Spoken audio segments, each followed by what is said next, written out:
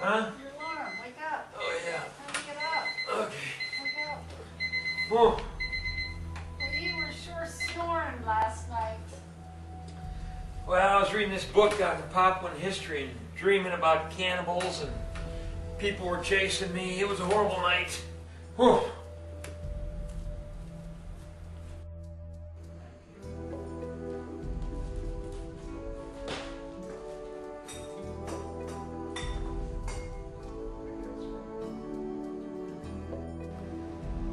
My workday begins with checking the plane over and making doubly sure that there is no water mixed in with the fuel. It is also a good idea to measure how much fuel is in the tanks. Today, I will try again to get the Elliott family into the village of Rutar. 2 days ago, we flew the hour and 15 minutes out there and had to come back because rain and clouds made the landing too risky. I will admit it took discipline to give it away and turn back as I remembered their 6-year-old son's prayer. Dear Jesus, please help us to get home today. The Rutar people are isolated both by high mountains and rivers. Also, the winds and weather calls for extreme care when flying there. You can count on it raining every day. We are able to make the landing, but notice menacing clouds off to the west. The local people have requests, which I can normally take care of, but today I have to promise them I'll try to do it when I get back later in the week. I have to airdrop some boxes of medicine and then take supplies and plywood to another location. There I will meet up with the helicopter to shuttle these things in where the runway is not finished yet. If something would happen to the plane I'm flying out over the jungle, the helicopter pilot would be the one to let down a rope for me.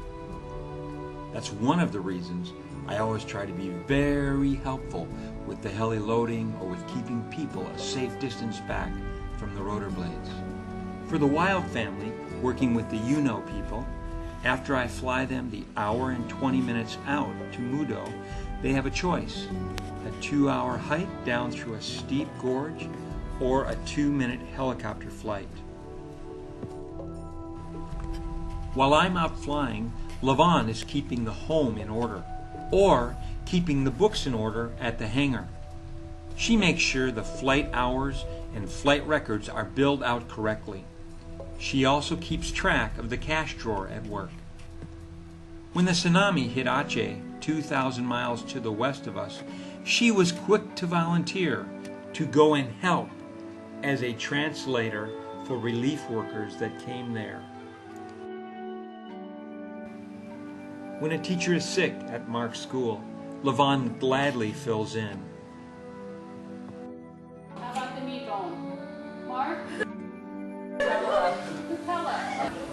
Then it's a quick stop at the local market to pick up any last-minute things for dinner.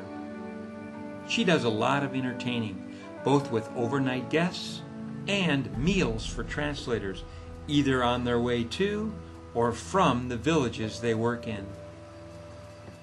Our son Mark enjoys his friends at the international school, as well as the extra activities that he is involved with.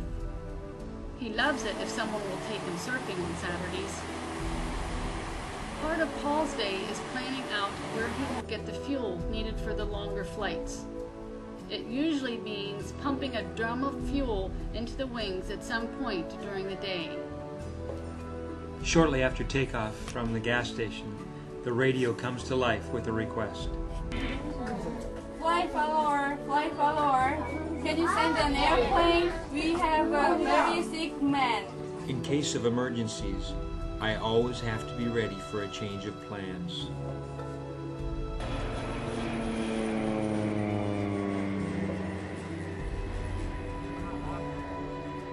You're an airplane. I want to see.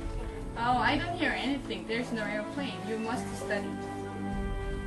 But I really want to see.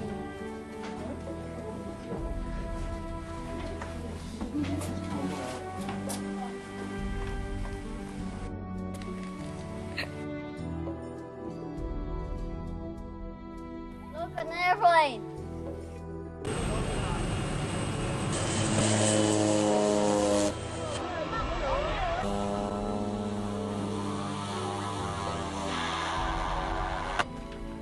Oh, how did you get here so quickly? They told me there was an emergency, so I just came over from a Wimbledon. Wow, it's so amazing.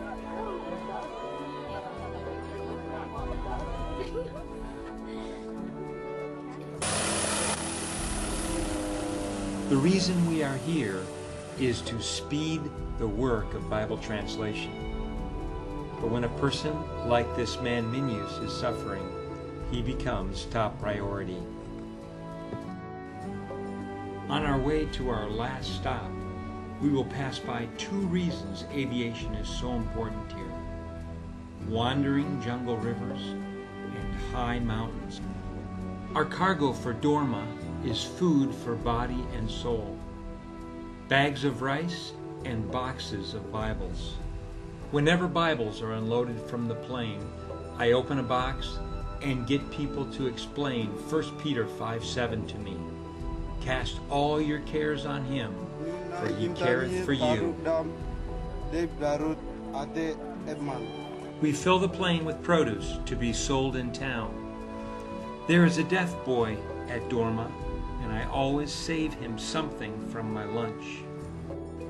By the end of the day, I'm exhausted from the loading and unloading and constant fight with the weather, but thankful for the privilege of being part of the team, bringing the good news to those still waiting.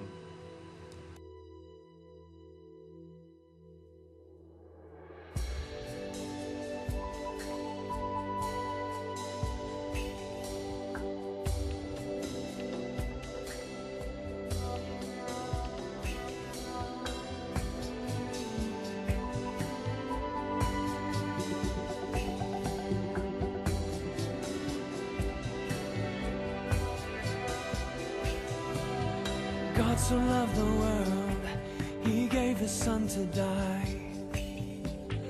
But the plan is hidden until we tell them why. They need a messenger of light before the shadows turn to night. Who will go?